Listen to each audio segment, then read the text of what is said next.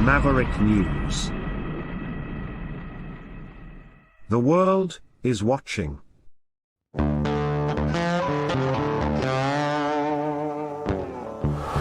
In a universe full of ideas, we draw lightness from the dark to a place where opposites attract. Right meets left, positive touches negative, sparking an explosion of truth. Because politics makes strange bedfellows.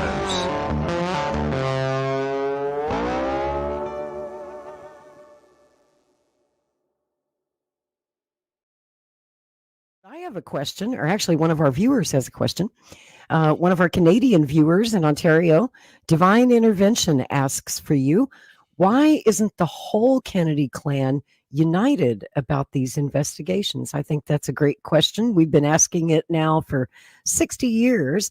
Care to explain? Can you explain? Well, okay. There was, in David Talbot's book, I think, Brothers, okay, I passed on this witness to David, which he utilized.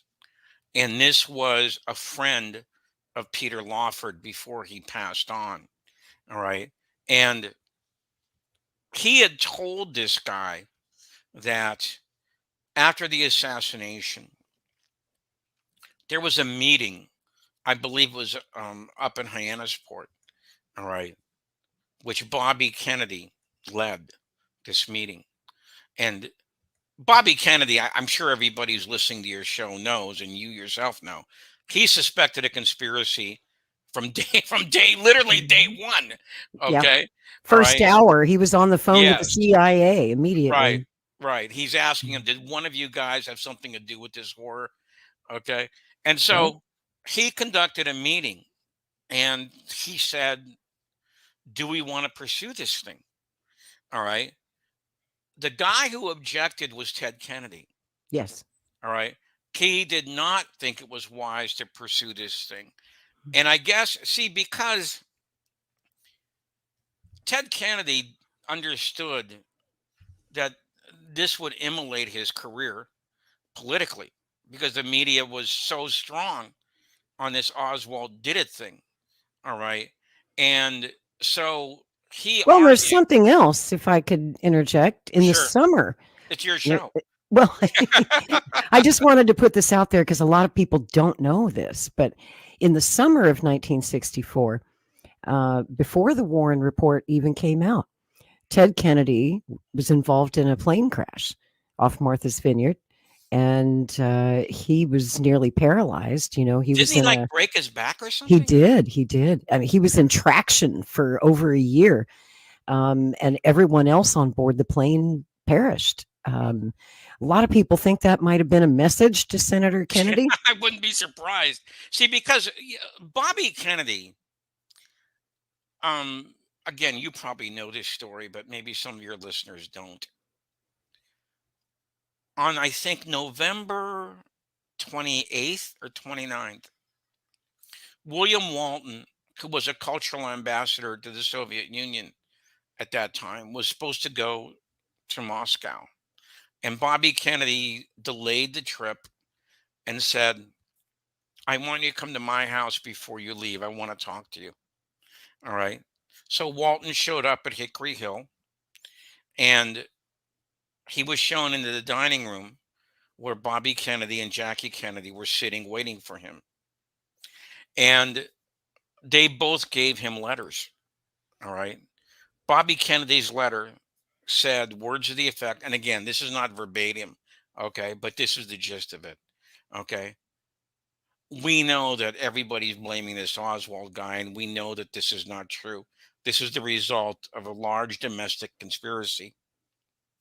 As a result, because Lyndon Johnson is so beholden to big business, you will not be able to pursue the détente that my brother was seeking with you.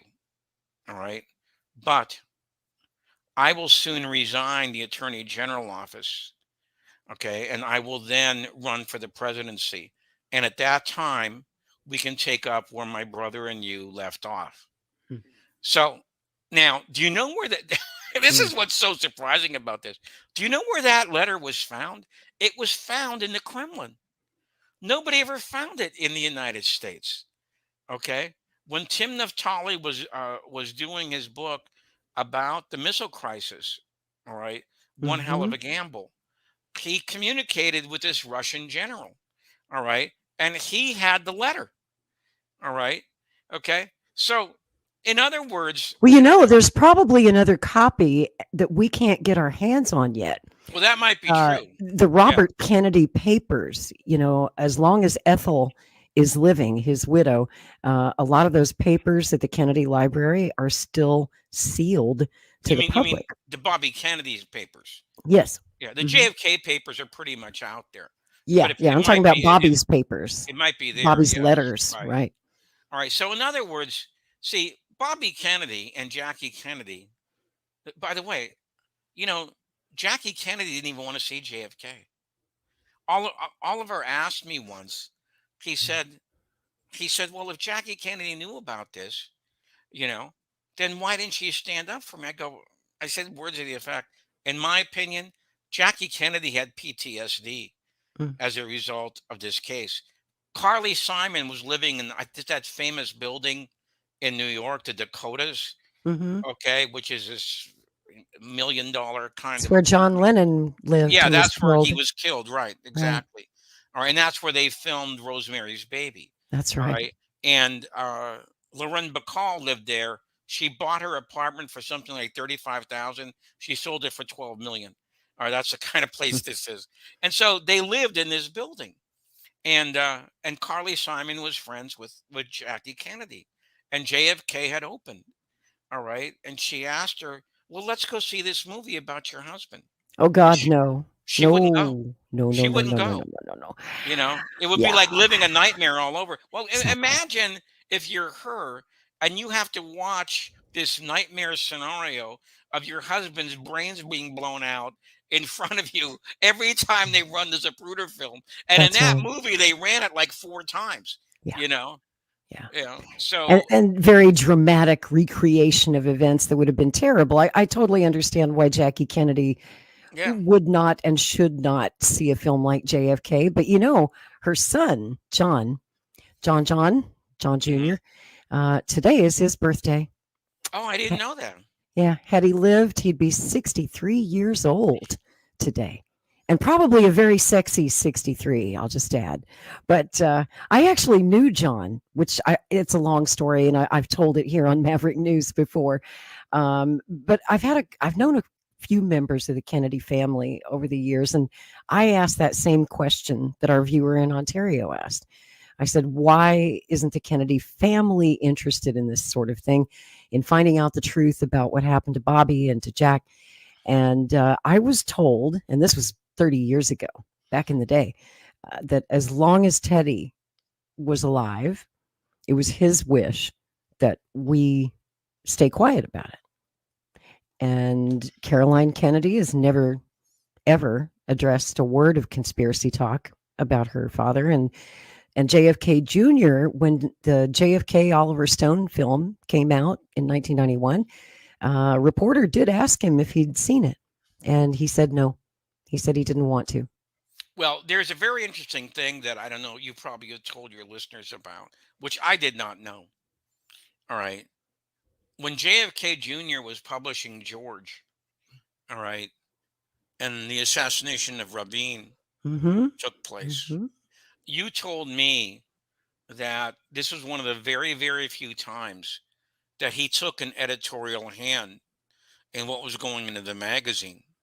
And he actually took control of that story, which was a long story, by the way. Yes. It was like 11 And pages. a good one. Good Yes, investigative work. yeah. And he got in contact with the accused assassin's mother and Mm-hmm. let her have her say. Okay. And I think you insinuated to me, and to be perfectly frank, I didn't believe it before I read the story.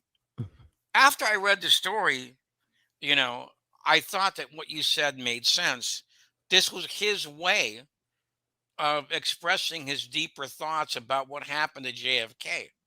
And if you read this story, which is, it was a really remarkable piece of journalism, It is. you know, then I think there is some validity to that, Hmm. you know.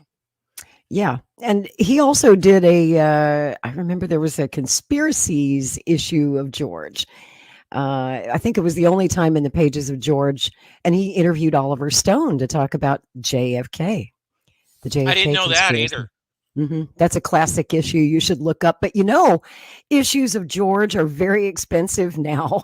Oh, really? I If didn't you know can that. find them on eBay, because all of the QAnon people who think that JFK Jr. is still alive, they get into Oh. bidding wars on eBay for those old issues of George. And so I wish I would have kept my collection, because I was a subscriber to George. I had every issue and I saved them for years after John died, because, like I said, he was a friend of mine and I loved George and I missed him. And it was just a way of kind of keeping a piece of him close, keep those memories close. But I eventually gave in and I sold my collection, because they're Oh, you just did?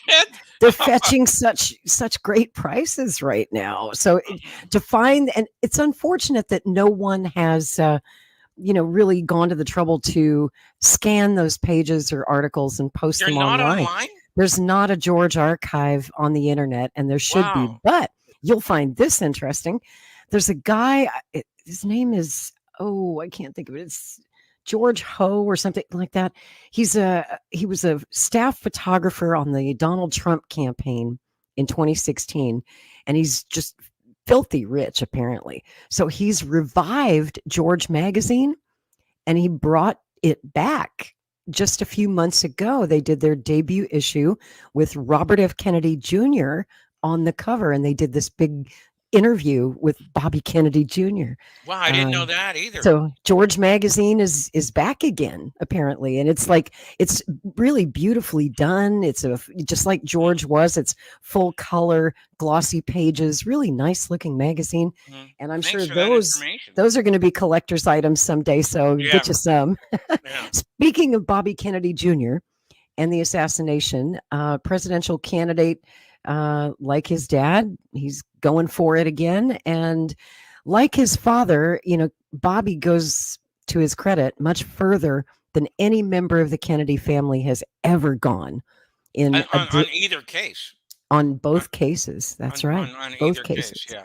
See, And the thing so, about the go ahead. thing, which is, I actually said this in Pittsburgh, because I was discussing JFK's foreign policy in my speech, and I tried to bring up a little known aspect of his foreign policy, which was the Middle East, and I brought up about his relationship with Gamal Abdel Nasser, which hardly anybody ever talks about at all. Okay, President of Egypt, for those of you yeah, who aren't familiar with but Nasser. the thing is, Nasser was one of the most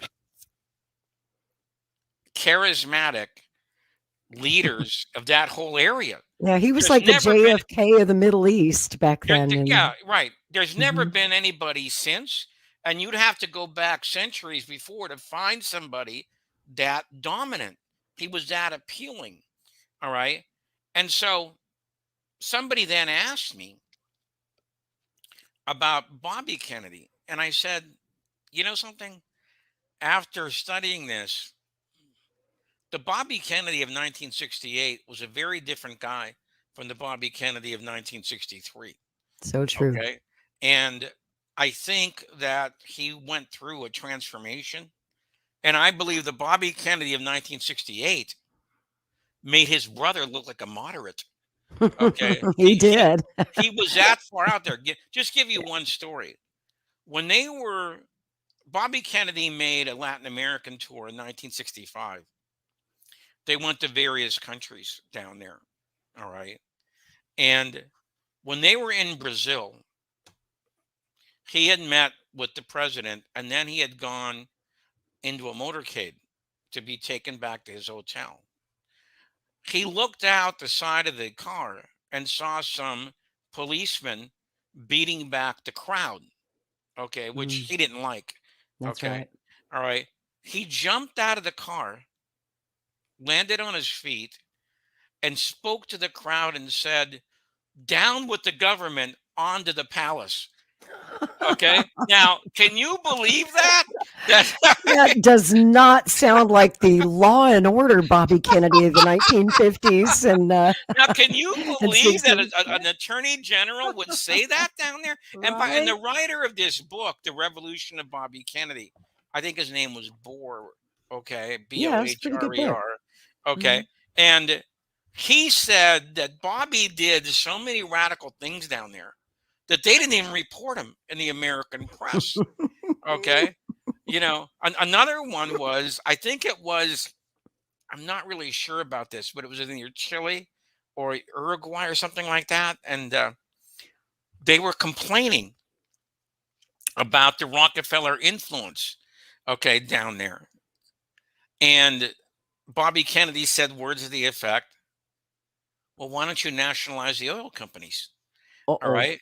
And so they said, if we did that, David Rockefeller would have the Navy fleet down here the next day. And Bobby said, the Kennedys eat Rockefellers for breakfast. Ha! Then somebody asked him about that, because that actually got reported. He said, and you know what he said? He said, I meant oysters Rockefeller.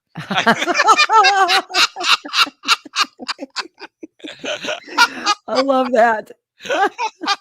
Great story.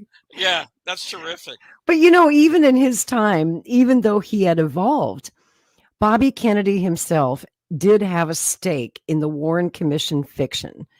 We have to be honest here and say that throughout his presidential campaign, he would not pledge to reopen the case. He never disavowed the Warren Commission. He said that they got it right until right before his death, right? And we know that he, at a speech, I forget which college it was. Do you recall? I think it was in the San Fernando Valley. I don't know. Yeah, it was in California somewhere.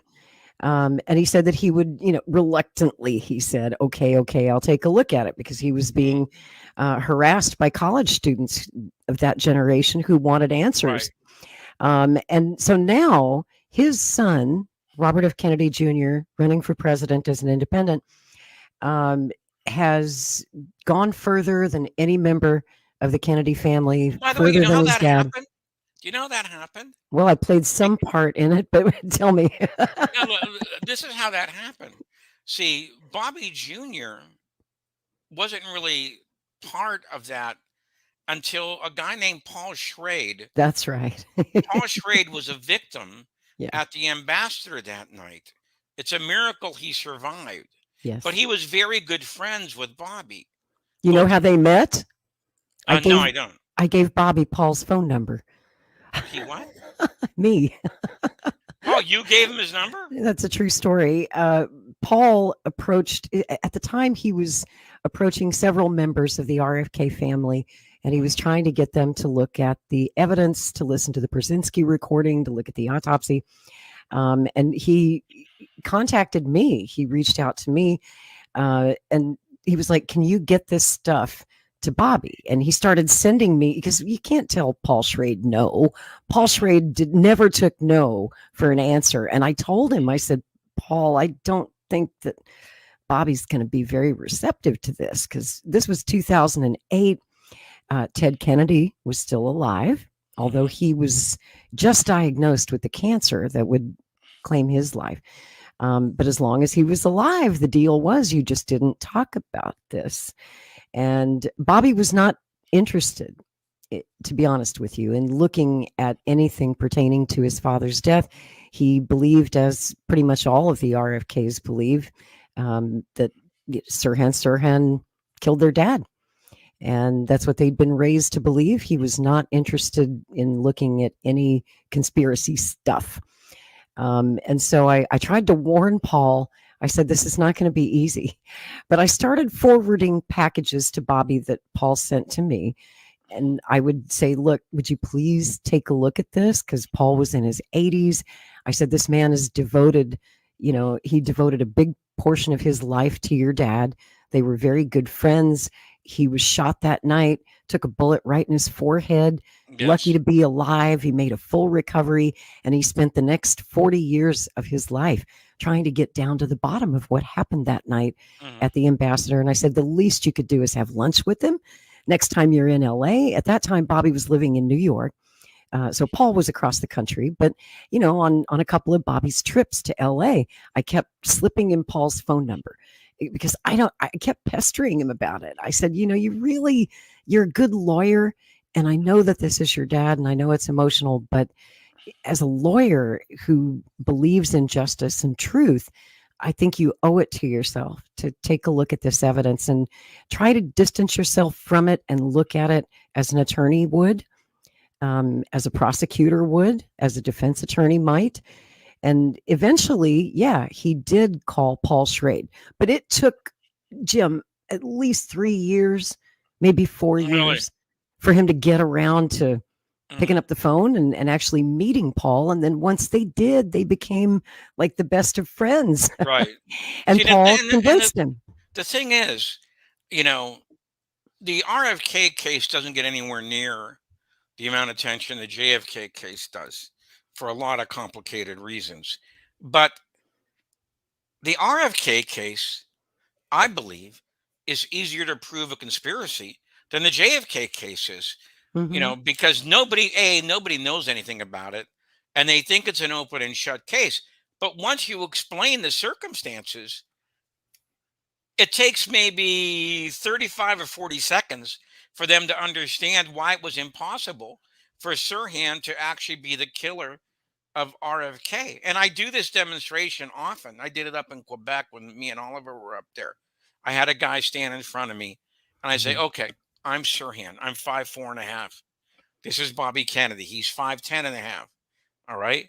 So here I am shooting this handgun at Bobby Kennedy. So where do you think all the bullets are going to hit? And they inevitably say, well, the neck and shoulder area. And then I turn to the audience and say, not one bullet hit Bobby Kennedy in that area. And I go around to the opposite side of the guy. And I say, every bullet that came into RFK came in from behind at an extreme upward angle. And the fatal bullet was at what they call a point contact range, which means the muzzle of the gun was almost right up against Kennedy's skull. Now, how on earth could Sirhan have delivered those bullets into Kennedy's body? And physically impossible. Right. Okay. Yeah.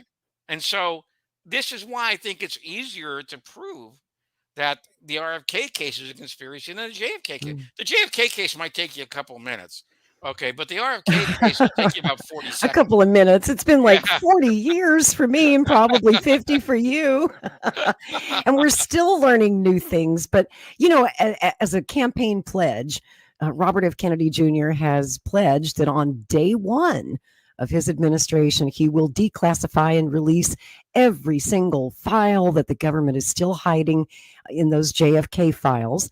And as president, he would have the power to do that. Well, let's talk about that for a minute, because we have a guy in this book, the JFK Assassination and Chokeholds, Andrew Eiler, who's a very accomplished attorney from your best buddy's country, Canada. I think he's up there in Hamilton. Okay, and he is a very good litigator, and so he wrote part of the book about this very fact. How Trump and Biden had both disregarded the letter of the law. Okay, because I'm sure you talked about this before, but everything was supposed to be out by 2017, October of 2017. On Trump's watch. And Trump actually tweeted about this. He said, I'm really looking forward to releasing the last of the JFK files. So what happens to Mr. Outsider? Mr. I'm going to shake up the swamp. The FBI and the CIA go in to see him. The swamp paid him a visit. A little visit. And suddenly Trump saw the light. Well, we're going to delay this for 6 months. So he delayed it for 6 months. Then he topped that and said, I'm going to delay it now for 3 years. Now, what's so odd about that is that's beyond the election. That's beyond it might not even be him in office. But Trump, he thought he was going to be in office. Right. Or he might have thought that. He thought he won the election too. See, then what happens? And again, I'm not playing any favorites here. I believe what Biden did was in some ways even worse than what Trump did. Because what Biden did, and Andrew has a very good article on this at kennedysandking.com, which I really recommend everybody read. He literally eviscerated the JFK Act, and I'm not kidding. He set up a whole different body where the CIA and the FBI could now go in and plead their case to these people to keep it. Now, why is that so different? Because let me tell you why. John Tunheim was the chairman of the ARB. He's still alive. He's a judge in Minnesota. If you take a look at JFK Revisited, we interviewed him. He said that at their first meeting with the CIA, they put a document on the screen. And they said, look, we don't see any reason to keep this classified. All right. Unless you give us a very good reason, we're going to release this document. Okay. And the CIA guy says, well, give me a couple minutes. Give me a minute. I'll think of something. And I'll think of something. Literally. Now, when the FBI came in, that guy came in with an attorney. All right. And Tunheim gave him the same speech. Look, we're going to declassify this thing, whether you like it or not. We don't see any reason to keep this classified. The FBI guy turns to the lawyer and says, can they really do that? The lawyer says, yeah, they can. See, that was the difference between what was going on back then. That's why we got 2 million pages declassified. Exactly. Versus what is happening now. All right. And it's a bloody shame because there is so much great stuff. And a lot of it is in this book. Some of it is in the movie, JFK Revisited, that we managed to get out of those archives that was never supposed to see the light of day.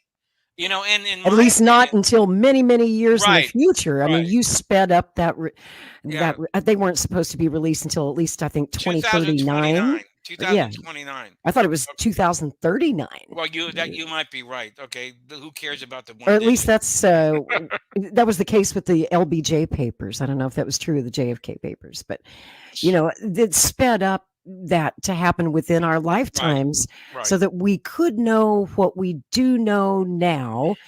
And basically where President Biden left it when it became his turn once again to confront the JFK files, he basically invalidated the JFK Records Act, did he not? That's exactly. I would, that is not an extreme statement at all.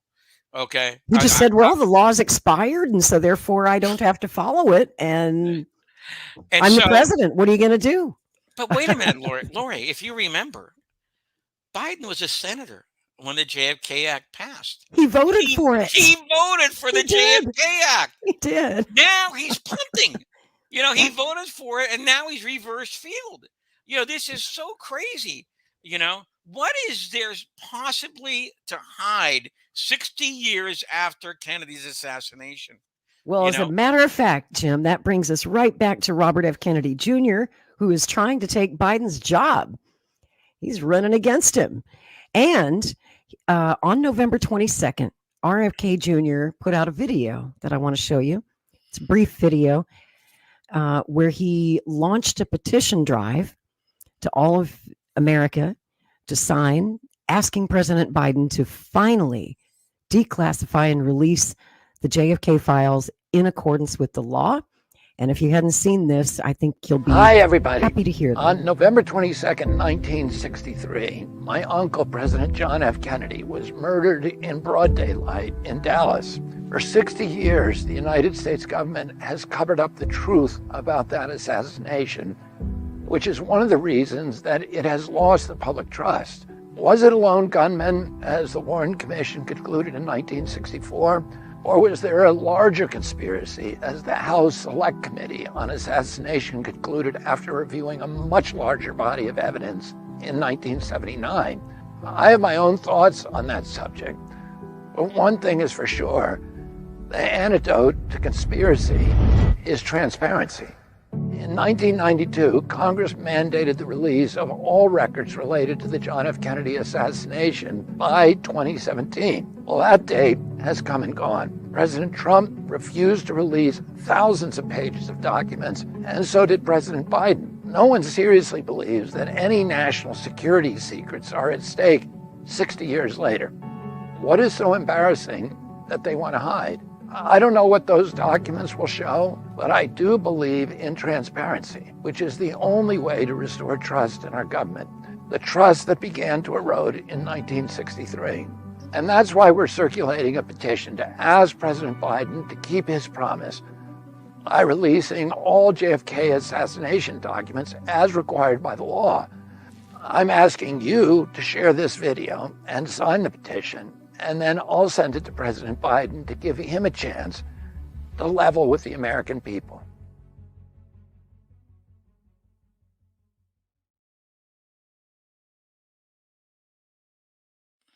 You know, I hate to say this, I didn't see that. Why don't you email it to me? Sure. Okay. And I'll Yeah. put it up at our website. Oh, yes, That please. that's really the way to go. That's Wasn't really that great? Yeah. I'm so that's happy to really, see that. I mean, when have we ever had a guy who would be that out in the open about this issue? I mean, if you remember, the only other guy I can think of who said something like this was Al Gore back when he was running for vice president, which I believe was in 92. 92? Yeah. Yeah, they asked because this was after Yeah. JFK came Mm. out. And so they asked Clinton and Gore on the campaign trail. And Clinton did his usual sitting on Dance. the fence, maybe, maybe not.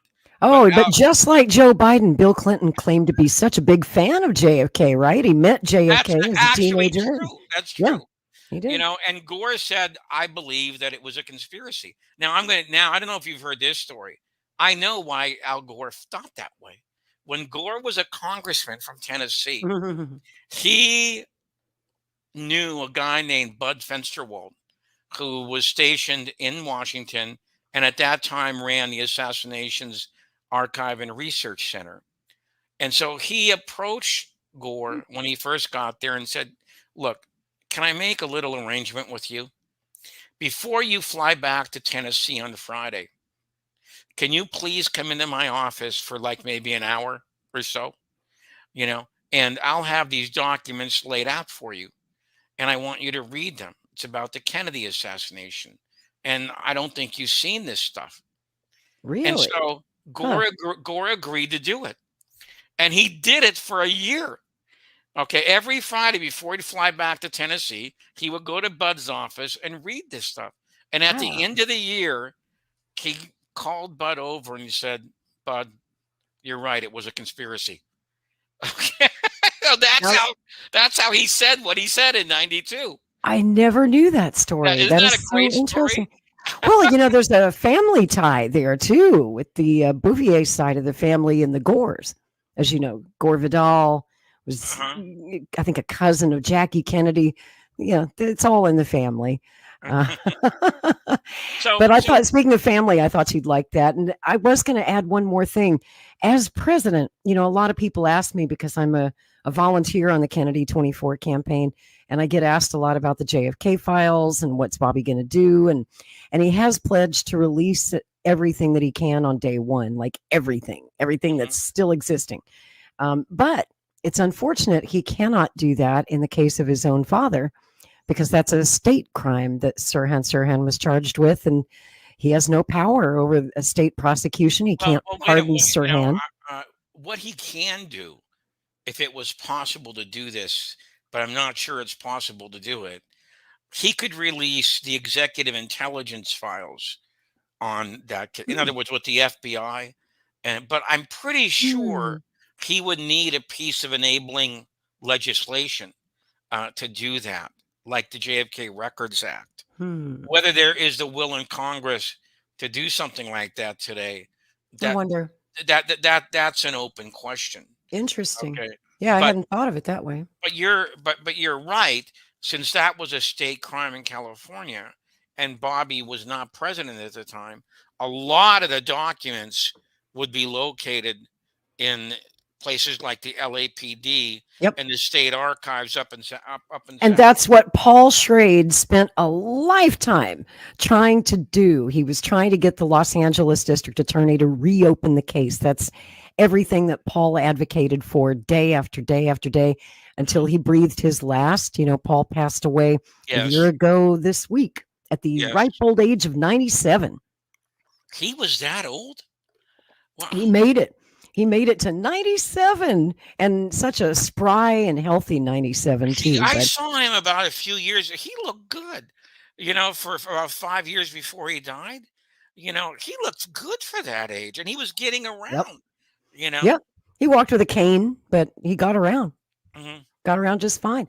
And he would go to every public event on the RFK case and have something to say about it. You know. It was his driving passion, and so I wish that Bobby could do more as president. Unfortunately, there isn't much he can do. If you don't know who Paul Schrade was, Paul Schrade was a union activist at this time in 1968, and one of the most interesting things he ever told me was that about the organization of the fruit workers in Delano. Okay. And this is something I didn't know at the time when he told me about it. He said, you know, Jim, it was Cesar Chavez who got Bobby Kennedy out to Delano. I said, what? And he goes, yeah, it was his idea. And he got the information into Bobby's office. That's right. And that's how he ended up there. True story. If you don't know the great part of this story, you really should. But I'm sure Lori has told her audience about this before. If you haven't seen this film, you really have to see it. It's on film. There's these tables in the front of the room, okay? And Bobby's one of the senators there. And there's the witnesses testifying about the conditions in Delano. And the chief of police, I love that, this witness chair. And Bobby asked him, why did you disperse the demonstration?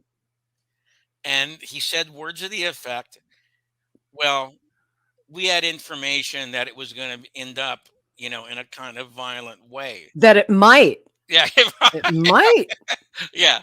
And so Bobby said, so in other words, you dispersed the demonstrators before they did anything wrong?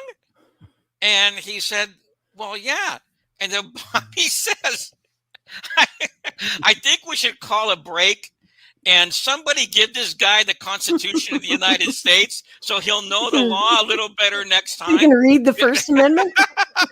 Just take some time and familiarize yourself with the First Amendment during the break. If you haven't seen it, you got to see it. It's on YouTube. Yeah, yeah. And there's like a whole episode of that series, right, where Paul Schrade is the star, I think, of the final episode. He really gets a chance to make his case, and he made such a persuasive case to get justice for Bobby Kennedy. And, you know, even though he was no fan of Sirhan, he believed till the day he died that Sirhan's bullet hit him. So he found it within him, though, to forgive Sirhan, because he believed that Sirhan was, in fact, mind controlled, was not in control of his faculties, that's the key to never that meant case. to hurt him, and he forgave Sirhan, which was why huge. was that girl wearing that dress that night? You know, that is so interesting. I've always the girl in the polka dot dress. Yeah. Why would you wear a dress like that if you're standing right next to the assumed assassin and everybody can see you? You know, why would you wear that dress? That's the kind of dress you wear to get attention. And right, exactly. You know, recently I was talking to you and your friend Lisa Pease about that, and she said there were 2 girls in polka dot dresses there that night. That's true. Interesting. That's true. But the other girl did not have the it was a green and yellow dress. Okay, whereas hers was either a navy blue or a black against a white background. Okay. Right. See, not enough people know that much about the facts, of the RFK case, and that's really a shame, Yeah, does because Oliver Stone need to make a film about it so people will care? you know, I I don't wish think he would. Oliver would be eager to do another thing like that since he Yeah, got blasted off the landscape, the first time around. right. But Uh, what does he have to lose now? He's already lost it all, right? So, well, yeah. whatever he has now, he would probably lose. Okay, at least he's now able to make $35 million movies. Not Yeah. as expensive as they used to be, but Still great films, though. and only 2 hours. Well, remember, JFK was 3 hours and 15 minutes long. Yeah, it was an And back epic. in 1991, it cost 40 million. You Yeah. know, and by the way, that film, they're doing a 4K of it finally. Okay, and Oh, cool.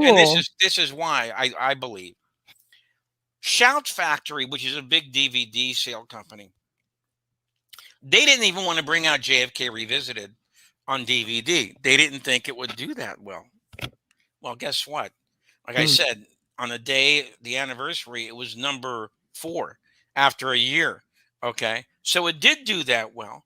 And so then they got the idea now of doing a recast, transfer of 1991's JFK.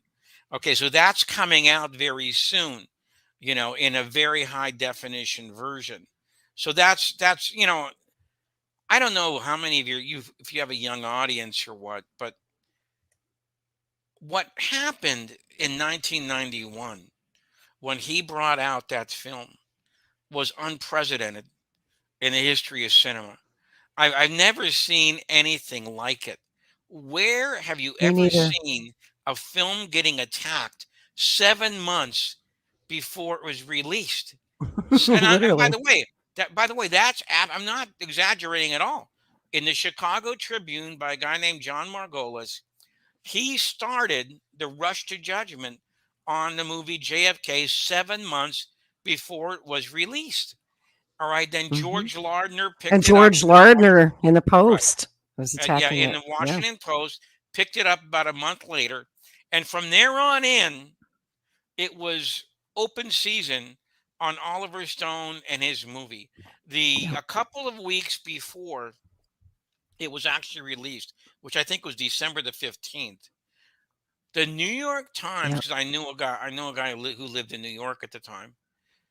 The New York Times published 30 stories about either the film or the JFK assassination in something like 2 or 3 weeks. And this, of course, Trying to debunk it. Trying to right, debunk a everything movie they that never even Oliver said. seen. Right. All right. This was, I believe, clearly the reasoning behind this was that they wanted to discredit the movie before the audience had a chance to see it because they were Yep. afraid of the impact it would have if it got to them unfiltered. Okay. They were And poisoning the waters. right. And yes, look at the impact the film did have. It's the only movie that I know of in the history of cinema that actually resulted in a law being In an act of passed by the Congress. Right. Congress. Yeah. An act of Congress came from that film. That's remarkable.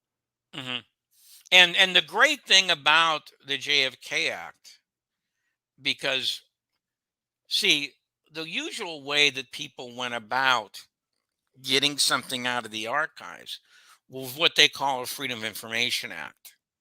Okay. Now, the problem with the Freedom of Information Act is very simple.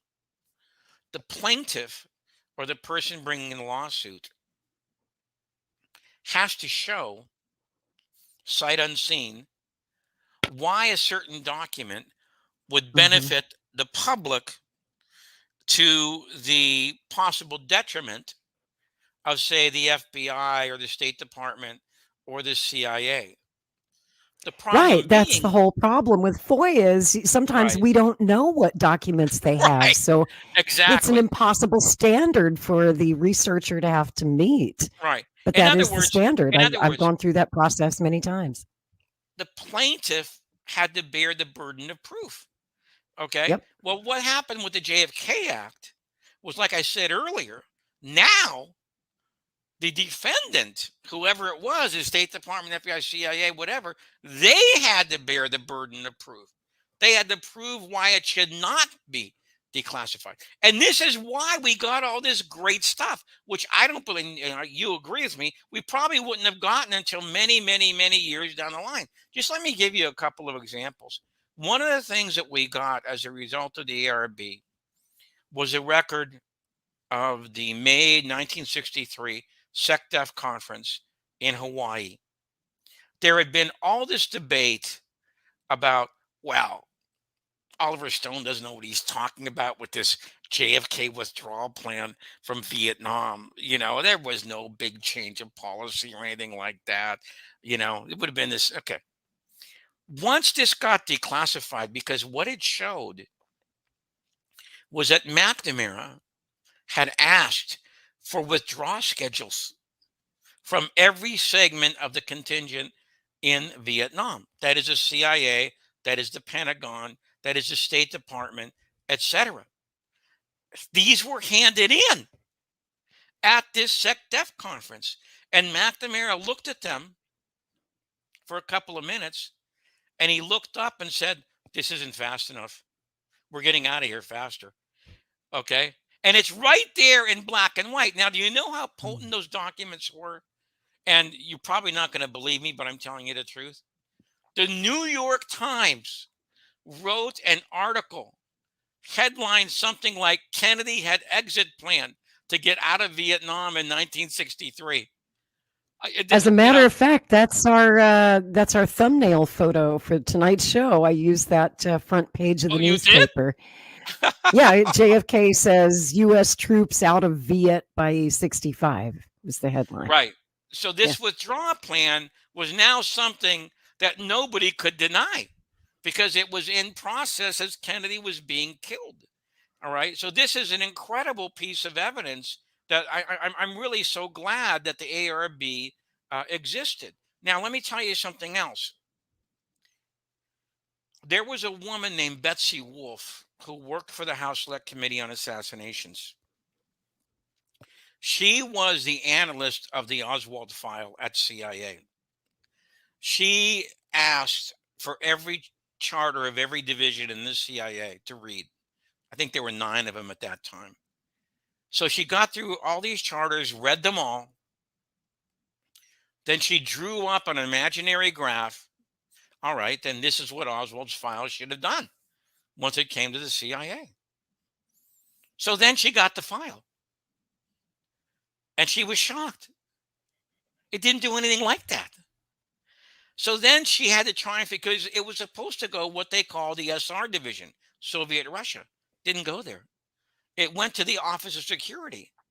Now, not only was that the wrong place for that to go, but the Office of Security does not set up what they call a 201 file. Okay, which is the most common file in the whole agency, that anybody can walk into that room and find out what they had on Oswald. There was no 201 file set up for 13 months. So she started interviewing people. And in 1978, I believe in September of 1978, she had her eureka moment. She interviewed a guy named Robert Gambino, who at that time was the chief of the Office of Security. She presented her problem to this guy. And he said, look, it doesn't matter how many documents come in. And it doesn't matter if they're pre-stamped. He said, if the client has gone to the first gate, which is the Office of Mail Logistics, and said that he wants those documents sent to him, then they will only go to him and no one else. In other words, and this is really stunning when you think of it. Oswald's file was being rigged on his way to Russia. Okay, how could something like that possibly happen to this kid, this nobody? Okay, but that's how important he was to the CIA at that time. Now, here's the capper. The only reason I knew about this was because a guy named Malcolm Blunt, probably the best archival researcher there is, who lives in England, sent this stuff to me. This was not declassified till 2001. And here is the punchline. Betsy Wolf's notes were never transcribed into a memorandum form. They're all handwritten. And thank God she had good penmanship. Okay. Can you believe this? So in other words, this never got into the files of the House Select Committee, and it never got into the House Select Committee volumes. I believe it's one of the most important things we've ever learned about Oswald.